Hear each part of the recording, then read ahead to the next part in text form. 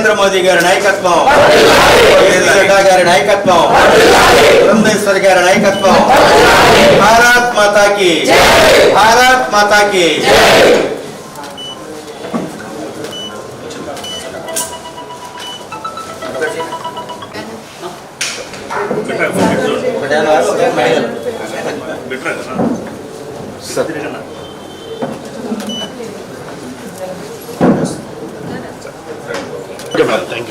మరి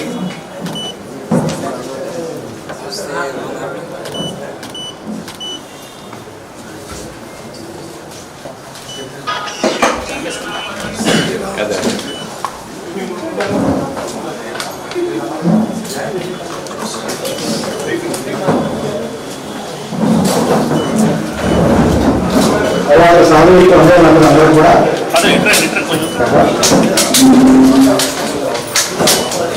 పాత్రికేయ మిత్రులందరికీ ముందుగా నా నమస్కారాలు నేను తెలియజేస్తున్నాను. ఈరోజు భారతీయ జనతా పార్టీ రాష్ట్ర కార్యాలయంలో ఎన్నికలకి సన్నద్ధమవుతూ ఏ రకంగా ముందుకు వెళ్ళాలి అనేటువంటి అనేక విషయాల మీద, అంటే బూత్ కమిటీల దగ్గర నుండి మనం ఓటర్ని ఏ విధంగా బూత్ వరకు తీసుకురావాలి అనేటువంటి అంశాల మీద చర్చించడానికి ఇవాళ ఈ ఎన్నికల కమిటీ మీటింగ్ ఇవాళ ఇక్కడ జరుగుతుంది. అయితే ఈ సందర్భంలో మొన్న కూడా నేను చెప్పడం జరిగింది, ఏదైతే ఈ దొంగ ఓట్లకి సంబంధించినటువంటి ఆందోళన ఉన్నదో, ఎలక్షన్ కమిషన్ ఆఫ్ ఇండియా ఇచ్చినటువంటి గైడ్లైన్స్ని కూడా ఉల్లంఘిస్తారనేటువంటి భావన చాలా గట్టిగా మా అందరి మనసుల్లో ఉన్నటువంటి విషయం.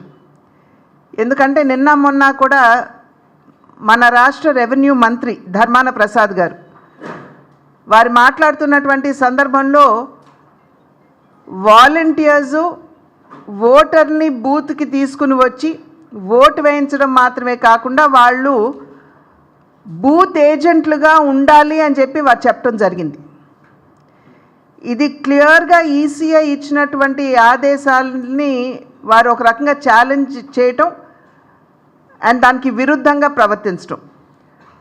అది మాత్రమే కాకుండా ఫిబ్రవరి 2వ తారీఖున ఫిరంగిపురంలో రాష్ట్ర ముఖ్యమంత్రి గారు జగన్మోహన్ రెడ్డి గారు వారు కూడా ఇచ్చినటువంటి పిలుపు ఏమిటంటే వాలంటీర్స్ సీనియర్ సిటిజన్స్ అందరినీ తీసుకురావాలి అని, బూతుల దగ్గరికి తీసుకొచ్చి వారిని ఫ్యాన్ గుర్తుపై వేసే విధంగా వారికి స్ఫూర్తినివ్వాలని 2వ తారీఖున వారు నిర్వహించినటువంటి సభలో చెప్పినటువంటి విషయం. కనుక ఖచ్చితంగా ఫ్రీ అండ్ ఫెయిర్ ఎలక్షన్స్, పారదర్శకత్వం ఈ ఎలక్షన్స్ జరుగుతాయి, నిర్వహించబడతాయి అనేటువంటి భావన చాలామందిలో లేదు. ఒక రకమైనటువంటి ఆందోళన ఉన్నది.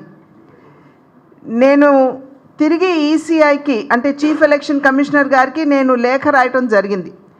ఈ విషయాలన్నీ కూడా వారికి తెలియజేస్తూ, అంతకుముందు ముఖ్యమంత్రి గారు మాట్లాడినటువంటి మాటలు కావచ్చు, నిన్న మొన్న ధర్మాన ప్రసాద్ గారు చేసినటువంటి వ్యాఖ్యలు కావచ్చు, వాటిని పొందుపరుస్తూ వాటి యొక్క కాపీలతోటి నేను సిఈసి గారికి చీఫ్ ఎలక్షన్ కమిషనర్ గారికి పంపించడం జరిగింది. కనుక ఇవాళ పారదర్శకతో ఎలక్షన్స్ ఫెయిర్గా చేయవలసినటువంటి బాధ్యత ఇవాళ చీఫ్ ఎలక్షన్ కమిషనర్ గారి మీద ఉన్నది అని చెప్పి మేమందరం కూడా భావిస్తున్నాం. ఈ సందర్భంలో మా కార్యకర్తలు 2 రోజుల క్రితం నుండి ప్రజాపోరు యాత్ర ప్రారంభించారు. ప్రజల వద్దకు వెళ్ళడం, రాష్ట్రానికి దేశానికి భారతీయ జనతా పార్టీ ఏ రకంగా సేవ చేసింది అనేటువంటి విషయాల్ని వారికి తెలియజేస్తూ ఈ కార్యక్రమాన్ని చేపట్టి ప్రజల వద్దకు వెళ్ళినటువంటి సందర్భంలో ప్రజల వద్ద నుండి అనూహ్యమైనటువంటి స్పందన భారతీయ జనతా పార్టీకి వస్తుంది.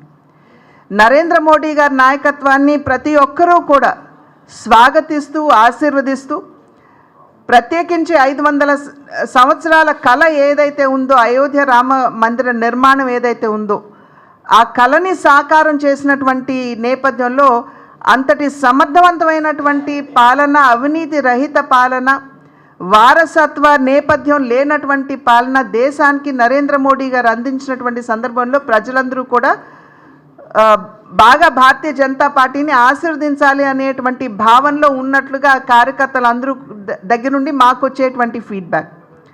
అదేవిధంగా ఈ ప్రజాపోరు యాత్రలో మేము రాష్ట్రానికి ఏమి చేసాం, ఎందుకంటే ఈ యొక్క ప్రజాపోరు యాత్రని వినియోగించుకుని కార్యకర్తలు ప్రతి గ్రామానికి వాళ్ళు వెళ్ళేటువంటి పరిస్థితి ఉన్నది కనుక ఆ నేపథ్యంలో ఆ గ్రామాలకి మన దేశం మాత్రమే కాదు, రాష్ట్రం మాత్రమే కాదు, ప్రతి గ్రామానికి వందలాది కోట్ల రూపాయలు ప్రతి గ్రామంలో, అది ఉజ్వల గ్యాస్ కనెక్షన్ కావచ్చు, ఇళ్ల నిర్మాణం కావచ్చు, మరుగుదొడ్ల నిర్మాణం కావచ్చు, ఉచితంగా రేషన్ ఇవ్వటం కావచ్చు, లేకపోతే ఉపాధి హామీ కింద అక్కడ జరిగినటువంటి పనులు కావచ్చు.